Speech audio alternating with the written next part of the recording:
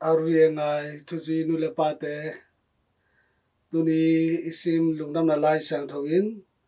Luka alian som da sagi aneu som ni panina som ni le nga changa hi lai sang tho sunga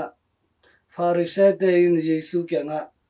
pasiani gam chi chang hong tung ding a hi hiam chin adon na wa hi to pa Yesuin adong king na pasiani gam in note sunga om hi chin dong ki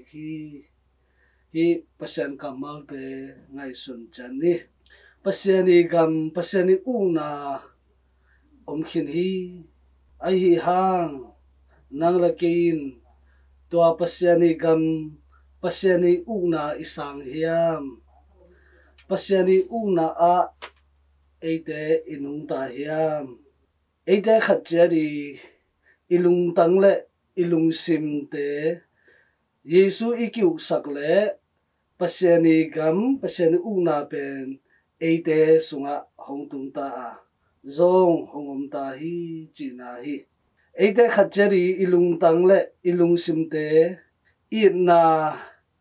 happy theina mo mai sak na te to ikidim sak le pasiani gam pasiani una sunga anung ta te hi chi pen ki the hi Yesu pen i na isang na hangin eite sunga pasiani una hongtung hita hi adia do e alc te ading na Yesu pen athu bek to sang hino loin eiten sang ro pum pi te sacramentu te isang chang na to pa Yesu eite sunga ngoma to pa Yesu eite sunga op chang to pa I na gam hongtung hi jaw hi tuni lai sang do sunga jumi te danin to pa Yesu pen Messiah hon pa gun pa a isang kele pasiani na aphok lo asang lo adei lo to kibang di hi hang I leitung lungsim dei na bek kiu sakin leitung pumpi dei na bek to inun tak lai le pasiani na asang nai lo te hi di hi pumpi silesa chilesa lungul na te kiu sak no loin pasiani dei na ikiu sak chang eite sunga pasiani gam hongtung hi jaw hi pasian na sunga om te a hi le Yesu uma Yesu muanga Yesu thu hil na te to ki toagin anung ta te a hi eite sunga pasian gam pasian na hongtung le hongtung nai lo koidan kitel thading hiam chi le inun tang na a pasian ading inun tang na te pasian ading ipengam hiam ipiangam changena tua pen pasian na le pasian gam eite sunga aom hi ihun te pasian ading ipia hiam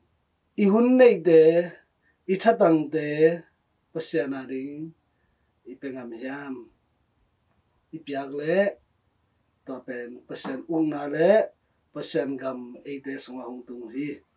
ipil na te pasian gama ding izangam hiam izangam le pasian gam pasian na eite sunga aom a hi ihau na pasian na dile Paul pia ding izangam hiam tua te izangam le pasian na pasian gam eite sunga aom hi mizong midai pam te taga meigong te happy na lungsim inei hiam inei le pasiani gam pasian na eite sunga aom hi midang te simmo neu et no lo na lungsim te inei non ke le so